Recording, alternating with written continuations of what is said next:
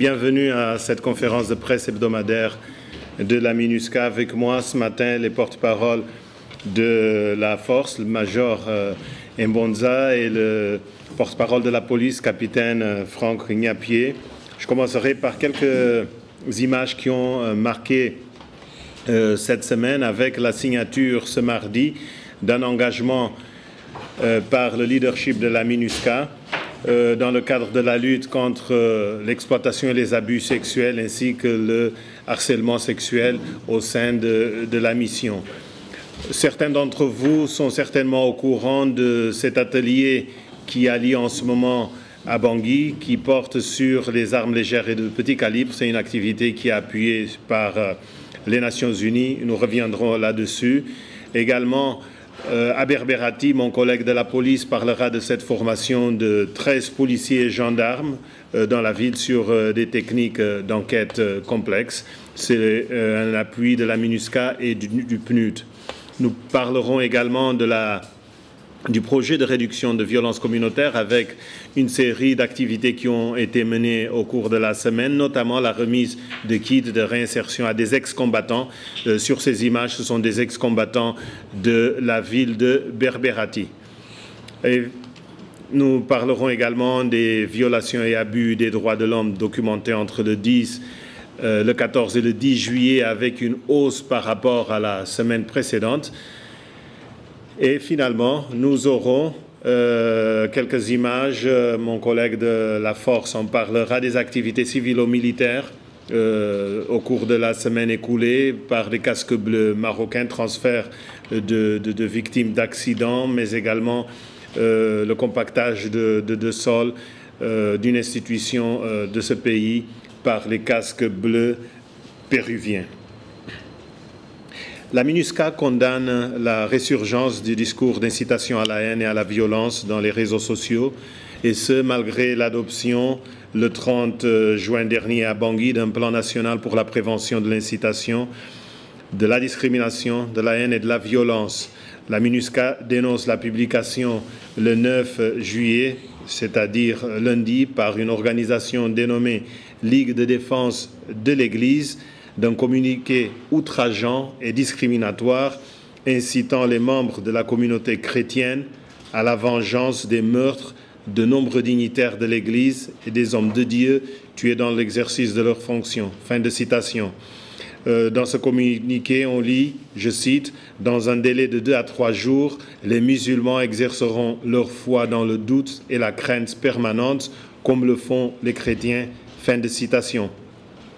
Tout en soulignant sa forte condamnation des crimes odieux commis contre les membres du clergé catholique, la MINUSCA rappelle que de tels discours enfreignent à des dispositions aussi bien internationales que nationales qui encadrent la liberté d'expression et de la presse. Je citerai pour référence le pacte international relatif aux droits civils et politiques, le plan de Rabat et les principes de Candem sur l'interdiction de tout appel à la haine nationale, raciale ou religieuse.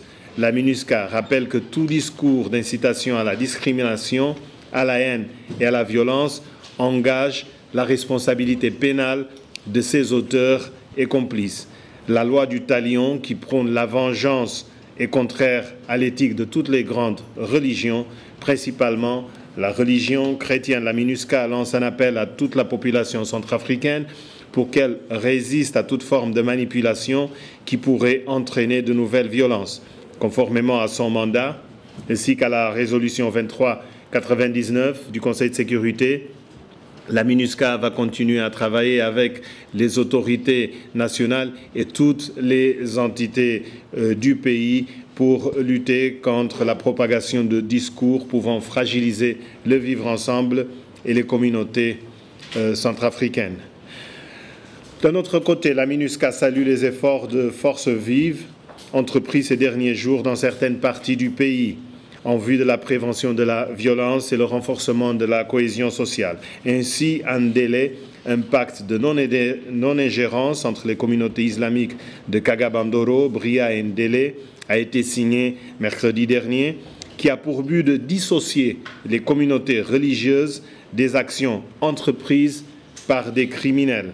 À Bria, C'est un comité d'alerte précoce et de prévention du génocide, de crimes de guerre et autres atrocités qui a été mis en place lundi 9 juillet après un atelier de 4 jours. Ce comité se chargera notamment d'informer régulièrement sur d'éventuels dangers et aussi promouvoir la cohésion sociale. La division des droits de l'homme de la MINUSCA à Bria, qui a soutenu cet atelier, va évidemment appuyer le comité d'alerte précoce. En même temps, la MINUSCA dénonce les violences qui ont entraîné une suspension d'activités humanitaires, ce qui prive les populations innocentes, civiles, d'un appui indispensable. Dans le cadre de son mandat, la MINUSCA va continuer à travailler pour la mise en place de conditions de sûreté favorables pour l'acheminement de l'aide humanitaire. Cela passe notamment par une coordination avec les acteurs humanitaires. Je parlais tout à l'heure de la signature hier de cet engagement par le leadership de la MINUSCA, c'est-à-dire le représentant spécial adjoint, le chef de la force, le chef de la police et tous les chefs de section. C'est pour renforcer la lutte contre l'exploitation et les abus sexuels. Vous savez que la mission avait été affectée par ce fléau. Ce n'est pas fini, mais cet engagement montre la volonté, la détermination à faire en sorte que la politique de tolérance zéro du secrétaire général soit une réalité, notamment l'appui aux victimes des allégations. En début de semaine, le Conseil de sécurité a adopté à l'unanimité une résolution qui dénonce fermement le recours aux enfants dans les conflits. Vous savez, ici dans le pays, le gouvernement a signé un protocole facultatif en 2017 pour combattre ce fléau, et la MINUSCA ainsi que l'UNICEF vont continuer à appuyer les autorités dans ce cadre. J'ai projeté tout à l'heure l'image de cet atelier concernant l'ébauche d'une stratégie nationale de lutte contre les armes légères et de petit calibre. L'atelier a démarré hier, il va se poursuivre jusqu'à jeudi avec l'appui du service d'action anti-mine des Nations Unies, UNMAS. C'est une réunion extrêmement importante qui permettra de définir le rôle et les fonctions de cette commission nationale de lutte, comment combattre ce fléau et surtout élaborer une stratégie, une ébauche de stratégie qui sera remise aux autorités nationales.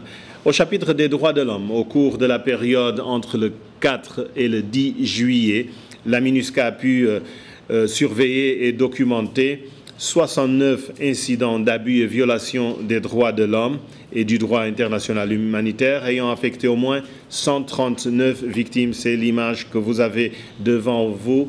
Par rapport à la semaine précédente, c'est une hausse très importante. La semaine dernière, il y avait eu 24 incidents pour 24 victimes. L'explication, elle a deux composantes. D'abord parce que des exercices d'évaluation, de monitoring ont repris sur le terrain, et ensuite parce qu'il y a eu une mission d'évaluation conjointe menée à Brest où il y a eu des allégations et des violences extrêmement graves. Les zones les plus affectées cette semaine étaient le Noufo dans la préfecture de la Mambere-Kadey avec les éléments du groupe Siriri, mais également dans la zone de Mbres et ses alentours, dans la Nana Gribizi, lors de l'attaque des populations par les éléments armés du MPC. D'une manière générale, les auteurs, comme vous pouvez le voir sur le tableau, ce sont d'un côté les groupes armés responsables pour 42 incidents et également des agents de l'État. Dans le cadre du projet de réduction de violences communautaires, la section DDR de la MINUSCA à Bria a réuni les autorités locales, les chefs religieux, les chefs de groupes armés ainsi que des bénéficiaires du projet CVR, réduction de la violence communautaire, pour parler d'un certain nombre de choses, notamment le respect de l'autorité de l'État, le respect des droits de l'homme, mais également le pacte de bonne conduite signé par les bénéficiaires. Des activités du CVR se sont également poursuivies à Birao avec une visite de terrain pour suivre la mise en œuvre des projets. Ainsi, la construction d'une école dans le village de Tercel, qui est à quelques kilomètres de Birao, est en phase de conclusion. Les 3 salles seront bientôt finalisées. La section DDR à Birao a également remis des kits à des bénéficiaires qui ont choisi la couture comme activité génératrice de revenus. Finalement, à Boire, des formations professionnelles spécialisées sur l'agriculture et la mécanique sont prolongées de 3 semaines pour permettre à ces bénéficiaires qui sont des anciens combattants de renoncer aux armes et de choisir une réinsertion socio-économique pour le pays. Sur ce, je me tourne vers le porte-parole de la force pour le compte-rendu hebdomadaire.